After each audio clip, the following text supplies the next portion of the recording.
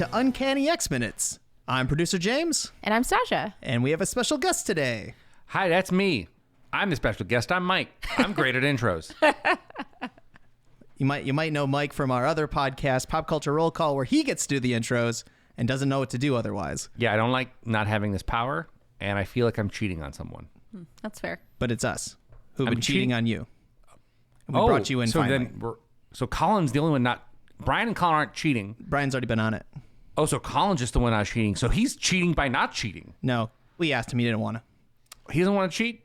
No, he just doesn't want to X-Men. That's fair. He doesn't like comic books. Respect for Colin. Incorrigible. Right? Well, this week we are talking about minutes 70 to 80 from X-Men 2000. Yes. Would you like me to do a very, very brief recap of what happened? Sure. The Blackbird takes off and arrives at Liberty Island. There is a big battle at the base of the Statue of Liberty. As you do. And then Magneto traps all the X-Men because most of the minutes was fighting. Yep. Just a couple lines here and there. Yeah. But a lot of clink, clank, clanks. Yeah. Mm-hmm. It's a lot of fighting at the end of these movies. On our other podcast, we started with Buffy and moved to Angel. And when we started the shows, it was very big descriptions about like what moves were made and how the fighting was. Dropkick. We're not at the point that we go fight, fight, fight. I say fight time in my notes. Yeah. It's just not necessary. Right. And that's how I feel about this too. It's just not necessary. It would be necessary if any of the moves were either iconic, Yes, or unique, fastball special, or maybe like the fastball special, which we will get later. It would have to be a move that hails from the comic books, I would say. Yeah.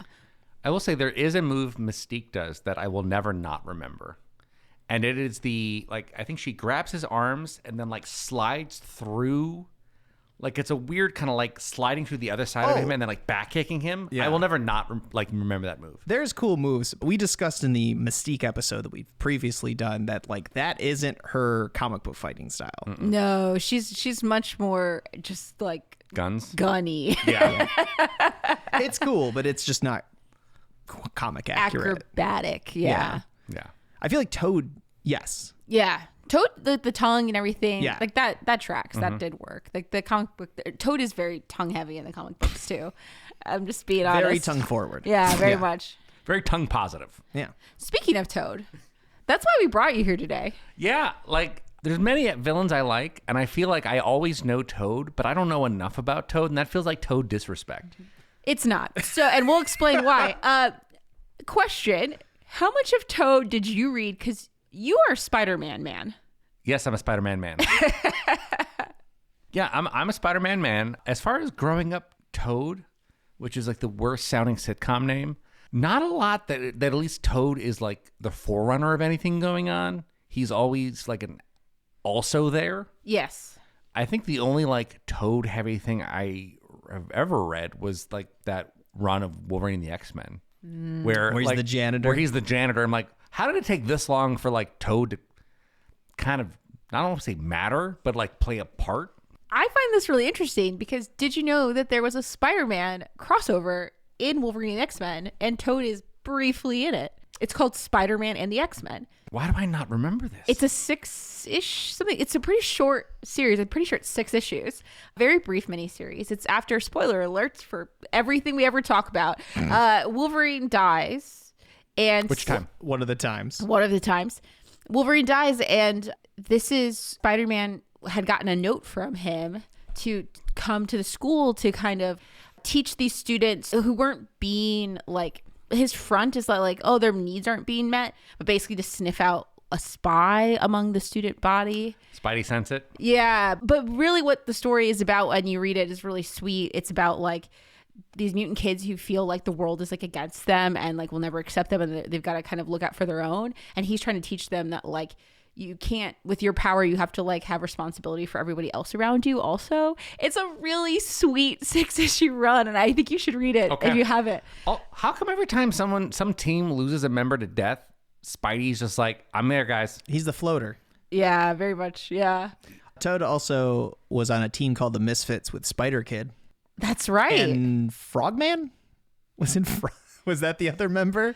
There's there's a couple of there's the animals. Toad and then Kirkland Toad. Well, there's a couple of other animal ones. And actually in Spider-Man the X-Men, he makes a reference because he talks to Toad and he's like, hey, you had that whole team with Spider Kid. Yeah, because Toad has always wanted Spider-Man's approval. Yeah, this is like perfect character for you. Wild. Toad, whose real name I always forget. His real name is Mortimer Toynbee. Okay, I don't think there's any way to grow up in this world with that name and not be a bad guy. That's fair. Like, he's living his name. Maybe. I don't feel like Toad is really a bad guy. I mean, he is. He's in the Brotherhood of Evil Mutants, obviously. He's a tragic villain. He is. He's just always kind of bullied. Here's the thing about Toad. Nobody cares about Toad, and that's really the sad part. And is everything just a cry for care about me? Love. Yeah. Yes. Oh. Like if you read... So he gets introduced in Uncanny X-Men number 4 with the Brotherhood of Evil Mutants when they all get introduced. And they show up quite a few times in their early run. Toad is literally the lackey. Like, he is just there to be Magneto's hype man. And Magneto doesn't even like him. There is actually, in one of the issues, it's really horrible with the Stranger, I think. Yep. Magneto and him both get captured. Magneto breaks out and just leaves him there. And then Magneto gets recaptured. And then the second time, he's like, well, I guess I'll bring Toad with me this time. But that's the beginning of the cracks between Magneto and Toad's relationship, because Toad was a toady. You know, he gets kind of kicked around, and that happens a lot. I do enjoy when you read like later stuff. Like, do you know what Toad looked like originally, where he has almost the jester outfit on? Yeah. They make reference to that quite a bit. He's like, why did I even let them do that to me? Like, why was I wearing this? Why was I being kicked around? Vibe doesn't like jive with like Toad. Well, it looks like Kermit the Frog. He's got that like Yeah. little collar thing going on, and his early like physical appearance also looked more like a Toad. Yes. Much uglier. Than okay. So I want to talk about his appearance, like Yes. his physical appearance, because it changes so much. It changes sometimes in the same run. Yeah, right. Yeah. Well, Wolverine the X-Men, he looks like two different people. Yeah. Between it depends artists. on who's drawing him. Yeah. I found a picture of 4 different Toads, and they're bananas. And this doesn't even count the like Wolverine and the X-Men. Like, so there is one where they tried making him look kind of cool, where he's got like sunglasses and like kind of curly hair, and he just looks like a normal dude. And then like Wolverine the X-Men, he's green. Whereas like sometimes he's green, sometimes he's not green. yeah, he's kind of got an He's undershade. more portly, but not with like a bulbous face. They're trying to give him that frog like throat bubble. Oh no, but it's been worse though. That's what I'm saying. Like they dialed that down for Wolverine and the X-Men. Yeah. There's also I wish I could remember the run, and I don't have it offhand, but there was also a time where like that his appearance was changed in comics. X-Men Forever. X-Men Forever. That's right. That's the where one, it is. because it's funny, we talked about this in the Mystique episode too. That is the comic where she gets the scaly look. Right. And it was in 2001, which makes me think they were trying to make the comic book versions of Mystique and Toad canonical to match the movie versions, and it didn't stick. I think they did it ahead of time, in my humble opinion. And then once the movies were like, yeah, that appearance, that's fine. Like the way she looks is okay. Yeah, and, it didn't and catch. nobody loved it. I today watching this, I visibly do not like it. It's fine. Toad is similar, where like they were going through the looks. But yeah, Toad in particular, it's really I mean, don't get me wrong. I'm glad they didn't like Toad him up in this movie and just be like a disgusting dude, because he is disgusting enough. Yeah, he's fine. He's palatably disgusting. Yeah. He's spitting slime acid and he's using his tongue. Like your power set is setting like a gross measuring stick. Yeah. So I'm going to ask you, and I know you don't read a ton of X-Men, but you have read Wolverine and X-Men. What do you remember about Toad from that run, which is like, as you said, your most exposure to him? It's been a while, but it felt like kind of tragic vibes, like just kind of like of the odd man out who gets no respect and is just cleaning up messes and no one remembers he's there. Yeah. And It's the guy from Office Space. If you take away my stapler, I'm going to burn this place down. It's got that vibe. yeah, you take away my lozenges, I'm going to burn this place to the ground. Yeah. But like always there, but no one, like everyone happens to miss him. Like just keeps happening to miss him as an important scene goes down. Yeah. That's true. I think that Toad is kind of disrespected. He has one of the saddest panels of all time, in my personal opinion, of just like in that run.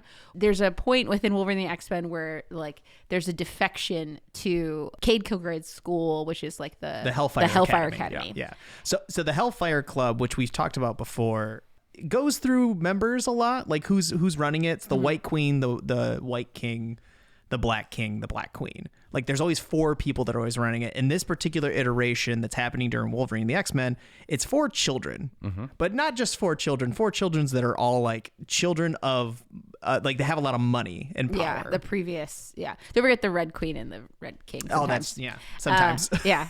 Long story short, though, they have a rival school and you have some defections back and forth. They're villains. They're villains. Yeah. Husk, who is one of the It's the Cannonball's little sister. One of the Guthrie children. And something's going on with her, and her powers are kind of out of whack. She gets fired-ish. Well, we should also explain that. So Husk, her power is she can peel off her skin, and there's like some other skin underneath it that is usually some sort of superpower. Right, like flames, for example, when she gets fired. Or stone, or whatever she wants. She straight pulls her skin off. It's very cool. She should keep picking at it. Well, yeah, well, that's actually kind of the get there. Yeah, but basically she leaves, but she's having a romance with Toad, and it's really sweet, and like, you know, but you can kind of tell that she's really going through something, and like she doesn't seem like totally herself in the series. Toad helps her leave the school, and they you know, Quentin Quire comes with them. It's complicated, but basically he leaves the Wolverine X-Men school. He goes over to the Hellfire Academy. He's excited. He thinks he's going to teach. And she just hands him the mop and tells him to stick with what you know best, and just ditches him upon like getting what she wanted. It was really, and I felt like that was such a quintessential Toad moment of like, he's like allying with these other people, thinking that he's like part of a team, but he never actually is. He never is getting the respect that he even thinks he's getting. It's pretty sad. I mean, he ends up saving her later in that story. He does, yeah. By literally keep peeling away the skin. Eventually, he basically makes it all the way down to her true skin. And it turns out that she had some sort of secondary mutation that affected her mental acuity as well. So she kind of went a little mad. Yeah. So like when she pulls skin, it does affect her on a mental, emotional level. So the body changes come along with mental changes. Yes, but we never knew that before. Right. It is like a secondary mutation. It wasn't pertinent to the story yet. In the X-Men universe is something that happens. Like after a certain amount of time, people's powers even evolve. Yeah. You could see that a lot with Iceman too. If you like go back to see his original forms and ice forms, and then Beast changing. Like if you look at the way Beast looks in earlier books where it's just like a blue Wolverine almost. And then later, like my daughter was looking through it because she's only seen animated series. She's looking at books with me and she's like, why does he look like a lion? And it's like secondary mutation. Yeah. I can't. I don't know what to tell you. Too much caffeine? So what is actually really interesting is what happens to Toad after that story, which is, all right. All right. Yeah. Okay. What happened was. So Toad is, you know, what do you guys know about Inhumans?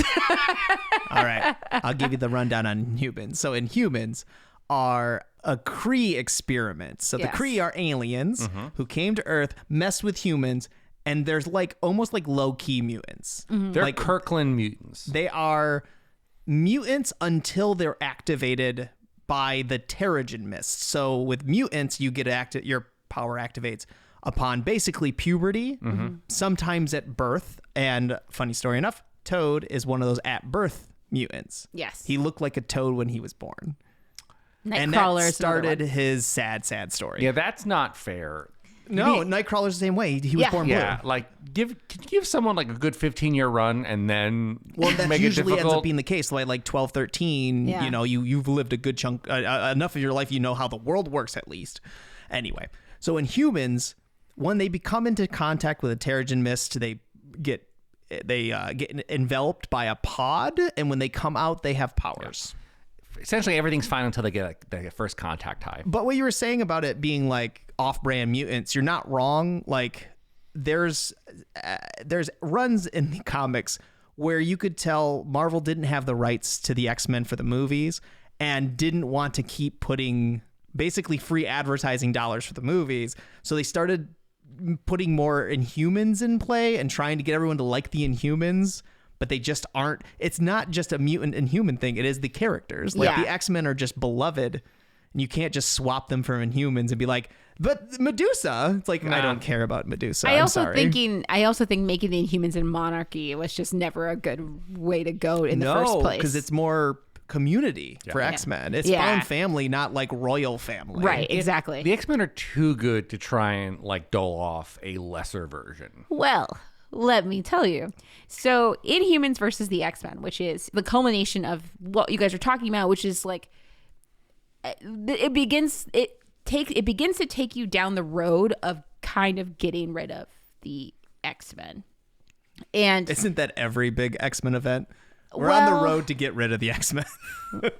But this because of the movie rights, I think had a bigger impact. So one of the things that happened in the story is that there was right before the Inhumans versus the X-Men, like as we were leading to that, there was a storyline where you didn't really know for a little bit as you were reading these new runs, which was the all new X-Men, which is the original 5, and there were some other runs that were happening at this time that in the summaries at the beginning of the comics, it was like, because Cyclops has done this thing, like, you know, the mutant hatred has increased. And you don't really know what happened. Like, what happened with Cyclops? Why are there these tensions, et cetera, et cetera?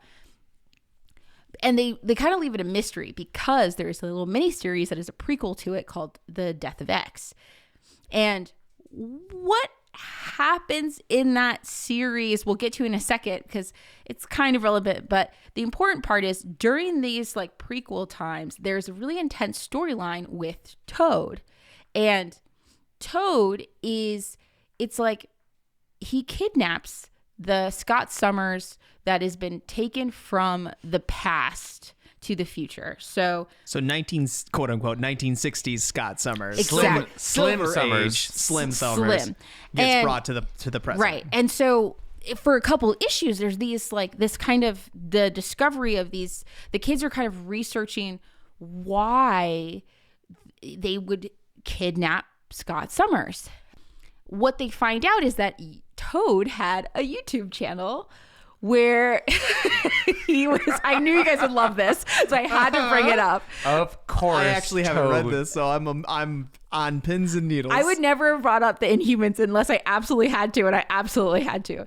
Toad is talking, he has like these rambling YouTube videos that they're going through to try to understand why he would have kidnapped Scott Summers. And what you find out is because the kids are like, wasn't he a janitor at the school? Like, why would he go evil? Because he's been kind of missing. He's in a couple issues in between. Well, the end of the Husk story, even Husk's like, she loses her memory when she gets all the skin pulled off, and was like, well, there must have been something that attracted me towards you. Let's go have coffee. Yeah. And so she's waiting at a coffee shop, but the Hellfire Club does a bunch of big attacks, and Toad helps out and beats the crap out of one of the Hellfire Club dudes, and then ends up running off with the other one, who's a descendant of Frankenstein. I see. Of Dr. Frankenstein. Okay, I do. So he runs off with a bad guy at the end of that storyline. And then Paige is just sitting at a coffee shop. Waiting. And that sounds like Toad. And then she finds out from the one that got beat up. Yeah. So she knows what happens to him and is sad by it. Yeah. So, but in this, like, so he it's weird because they kind of it's not that they didn't retcon it, but like he in these YouTube videos, he's like complaining, like he starts with happy videos where he's like talking about his life with Husk and like things are turning around and he's got a job and he's working at the Wolverine X-Men school and he's like feeling better about life.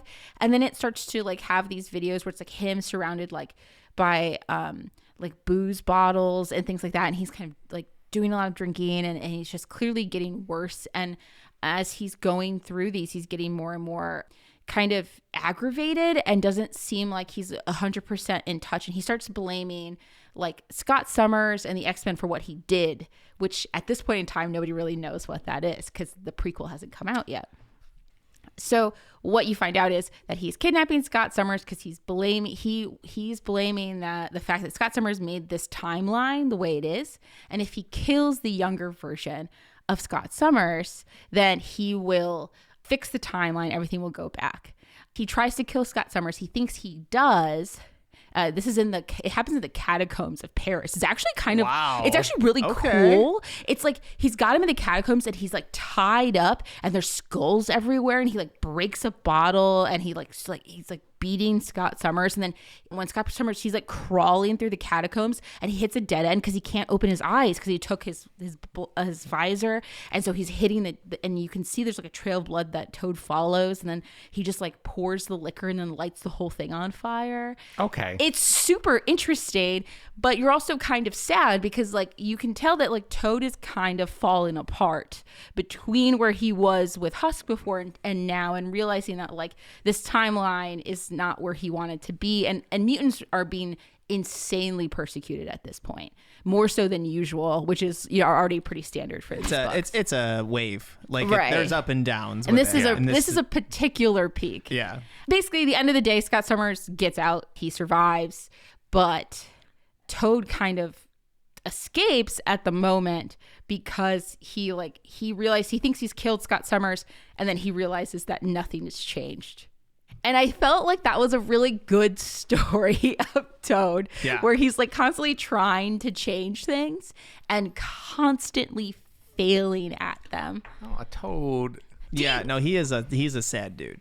Yeah. When you look at it, and I feel like writers don't quite know what to do with him because you don't want to make him 100% a like good dude. No, because he is just vying for approval all the time. Yeah. No matter whoever gives him attention, he will give them, a praise back. He's never doing good out of the kindness of his heart. No. He just wants someone to say, "Good job, kid." Yeah, and that's never. Why do you have me feeling bad about Toad now? You asked. You did. You said we asked. No, I asked about a guy you want. You're like, I has want a big Toad. old tongue and he jumps around and he spins a stick, so we all remember that he played Darth Maul. Okay. You thought we were going to talk about a Spider-Man-esque character, but that is not who Toad is. We're getting our feels about a Toad guy. Yeah. Welcome to the X-Men. Yeah, that's true. X-Men's all about feels. Yeah, I don't know. I've never really felt a particular affinity to Toad. No. No. For me, it's hard. Like when someone says Brotherhood of Evil Mutants, it's hard for me to not picture him. Oh, that's true. Toad did organize a Brotherhood of Evil Mutants. Yes. And we talk about it in the Evil Mutants episode. Yeah. Like his own? Yes. Where the roster is him, Blob, Pyro, Fantasia, and Sauron. Yeah. That's a pretty good Brotherhood. I mean, you have like one of my favorite villains in there. Though Sauron's not actually a mutant. No. Yeah. He's not. Just makes bold choices in his life. He's just the evil part of that. He's the pterodactyl. If you've seen any comic book with a talking pterodactyl, that's Sauron. And I love that that's a sentence. If you see the talking pterodactyl, he's not a mutant. In the beginning of Wolverine and the X-Men, like the first issue, there's two people from the New York's Board of Education that's checking to see if the school can be accredited, essentially, can be like open as a school. And the Hellfire Club turns one into a Wendigo and the other into a Sauron. So you've got an abominable snowman and a pterodactyl causing havoc. Yeah. No, Havoc's his brother. But then also Krakoa, they're the ones who put Krakoa underneath the school as well. That makes sense. Or like a child of Krakoa. Yeah. Who also has like a connection with Toad. Oh. Yeah, like Toad treats it right. So when he gets fired, he's like, hey, don't mow Krakoa on Sundays. Like, so he's too in nice. tune with what Krakoa likes. he's too nice to like complain about it, but like just don't Give do him it a on day off. Sundays. Yeah. And Krakoa cries a little bit when he leaves. He's like, don't cry, because you just sputter lava when you cry. Yeah. So like, yeah, it's a sweet moment. And that's the problem, right? Is like you could see a world where you can like make Toad kind of a good guy-ish, and I think Wolverine X-Men was the closest that he really got to that. What is he doing in the Krakoa era? I feel like he's just kind of in the background. He is, and so I was actually really curious. So after the all new X-Men, when the 5 original kids, like Come after back. that storyline, they get sent back, I was kind of curious what he was doing. Well, it turns out he was spending a lot of time with Emma Frost, who, to continue the storyline of Inhumans that we were talking about, the prequel, the thing that Scott Summers did, turns out was not actually Scott Summers. It was a projection of Scott Summers by Emma Frost, because Scott Summers dies almost immediately in one of the first issues of those runs when he interacts with the Terrigen Mist in the lab. It's Yeah, if mutants come into contact with Terrigen Mist, it kills them. yes, that was the whole reason for Inhumans versus X-Men, because they wouldn't stop with the Terrigen Mist. And delightfully enough, Ms. Marvel, Kamala Khan, she was introduced as an Inhuman. Like, that's how she got her powers. Originally, they wanted to make her a mutant, but this was during that era where they didn't want to give any more than they had to. No one said the M word. Basically. Yeah. And recently, they've actually made it where she's actually both. That like an Inhuman got the mutant gene, but because the Terrigen Mist hit her first, before her mutant gene kicked in, it was not deadly. Yeah. Yeah. So and that's the thing. So that's And that's been a fun run. Yeah. So but that's the thing, is that like, so Toad is running in, I think it's an X-Men Blue for a little bit, where there's like, he's kind of with Emma Frost and her kind of like evil plans with the Sentinels. Emma Frost is very murderous towards the Inhumans, because at the time she was in a relationship with Scott Summers and she watches him die, and so she wants them all dead, and that becomes the kind of a secondary kind of split between Another schism? not quite, but yeah, I mean, Emma Frost, she has like a whole laboratory of like flying Sentinels that come into, let's not even talk about that, but this is the Cuckoos when they get involved, which are the clones. Anyway, so there's just a lot there. It's too much to go into, but basically, like, Toad runs around with her for a little bit, but then there's like these huge gaps, because he's not the most prolific mutant, really. He was created as almost like a sidekick, so he only kind of comes in as a sidekick. Yeah. Unless a writer particularly wants to write him, and they usually don't. Because it's hard to do a lot with him, because, like, as you said, writers struggle because he's not really a good guy. I will tell you that you might find this interesting as a fan of Scarlet Witch. He was also at the early runs deeply in love with Scarlet Witch. It's hard not to. And Quicksilver was like, Yeah. And I almost referenced an ultimate version of Quicksilver that would have gotten a little gross. Yeah. Speaking of, actually, there was a point in time on some of those early runs, I think it's before they decided that Scarlet Witch was going to be the daughter of Magneto, or kind of. Well, before they decided it, and then undecided. Daughter-ish. Yeah. Yes. Toad is really jealous of how she respects Magneto. And I also feel like that's part of the character of, like, he wants that respect that Magneto gets, and that's why he's his follower, but he never, like, really earns it. I think Toad needs just like a really good therapy sesh. I think there's like some like nature versus nurture. And I think we'd have got to Toad a little earlier. He'd have some more self-confidence. Yeah, probably. I almost want, like, hey, writers, be bold enough to, like, give me Toad origin. Well, they sort of do in X-Men Forever. Yes. So he was born looking like a mutant, and then he ended up being one of these babies that got experimented on by it was Black Womb?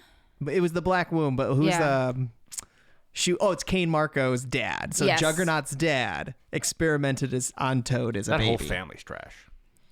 Well, okay. Let's talk we'll about... get into Juggernaut another day. That's Not a today. whole nother Not today. episode. No, not today.